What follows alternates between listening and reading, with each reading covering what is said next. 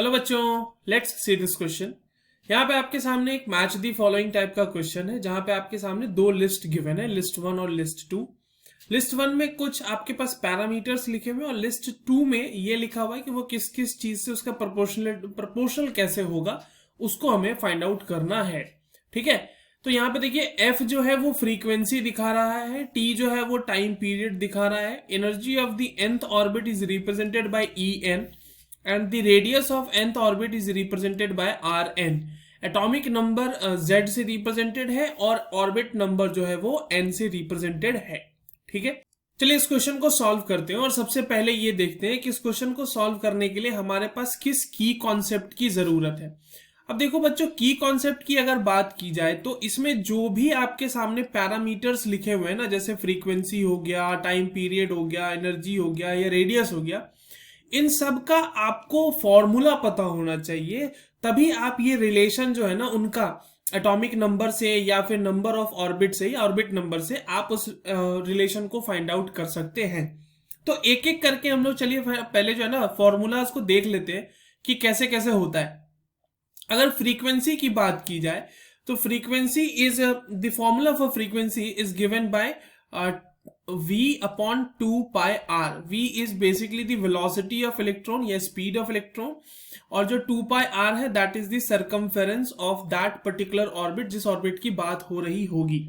उसके बाद time period पे आते हैं, तो टाइम पीरियड क्या हो जाएगा बच्चों, यहाँ पे 2 pi r upon v, obvious सी बात है, डिस्टेंस कवर्ड अपॉन स्पीड, जो टाइम का नॉर्मल फॉर्मूला होता है। Again 2 pi r is the circumference of the orbit जिसकी हम बात करेंगे, and v will be the velocity of electron present in it।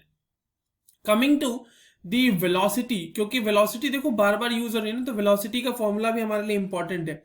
अगर किसी nth ऑर्बिट के velocity का फॉर्मूला लिखा जाए तो that will be 2.18 into 10 to the power 6 into z upon n in that will be giving the velocity in meter per second। ठीक है, तो ये फॉर्मूला velocity का हो गया। Now coming to the formula of radius, radius का formula मैं यहां लिखता हूं।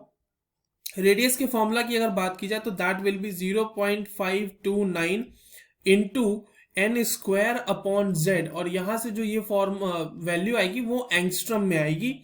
And the formula for energy of nth orbit is given by -13.6 into Z square upon N square electron volt per atom. This is the formula for energy of nth orbit. अब देखिए यहां पे इतनी सारी चीजें हमारे पास आ गई हैं, इसको थोड़ा सा सॉल्व करते हैं। तो जो पहला जो थर्ड ऑप्शन है ना आपके लिस्ट वन में, देखो वो En का है बच्चों। तो En को अगर देखें तो En का फॉर्मूला हमें डायरेक्टली बता रहा है कि this is En is directly proportional to Z square and En is inversely proportional to N square. तो यहां पर देखिए E का जो होगा वो क्या हो जाएगा, Q के साथ भी मैच कर रहा है और वो R के साथ भी मैच कर रहा होगा। तो यहीं पे हम 3 के आगे लिख लेते हैं, Q एंड R हो जाएगा इसका ये। ठीक है, चलिए अब अगर रेडियस की बात की जाए या फिर पहले फ्रीक्वेंसी की बात करते हैं। पहले फ्रीक्वेंसी को थोड़ा सा सॉल्व करना पड़ेगा हमें।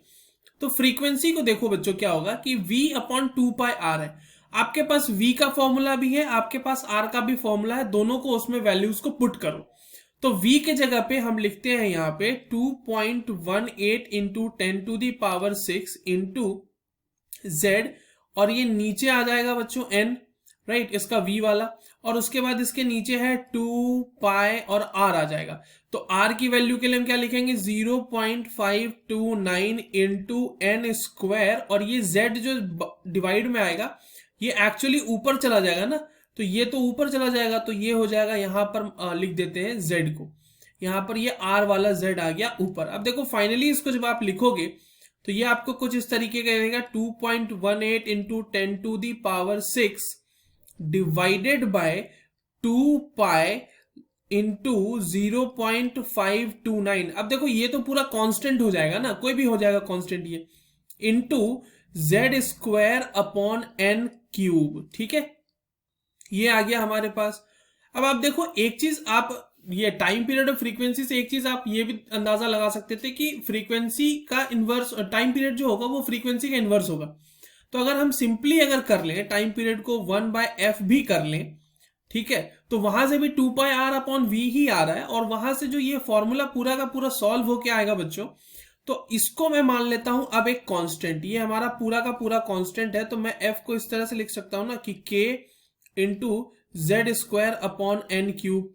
ठीक है, तो हमारा टाइम पीरियड क्या हो जाएगा यहां से, तो टाइम पीरियड 1 जो भी है 1/f, तो ये जो होगा 1/k हो जाएगा, वो एक कोई दूसरा कांस्टेंट हो जाएगा, लेट्स से वो k डैश हो जाएगा कांस्टेंट, और वो हो जाएगा n³/z²। तो ये चीज पता होनी चाहिए थी।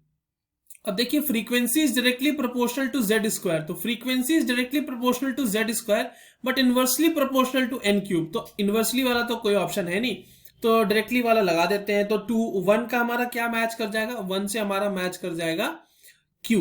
ठीक है, 1 से हमारा q मैच कर गया। अब देखिए 2 पे आते हैं, टाइम पीरियड वाला, तो टाइम पीरियड डायरेक्टली प्रोपोर्शनल है n³ के, और इनवर्सली प्रोपोर्शनल है z² के, तो n³ वाला मैच कर जाएगा, इनवर्सली वाला तो हमारे पास एक भी ऑप्शन में भी नहीं है मेंशन, तो ठीक मैच कर गया हमारा p से। अब लास्ट बच रहा है हमारा फोर्थ 1/r।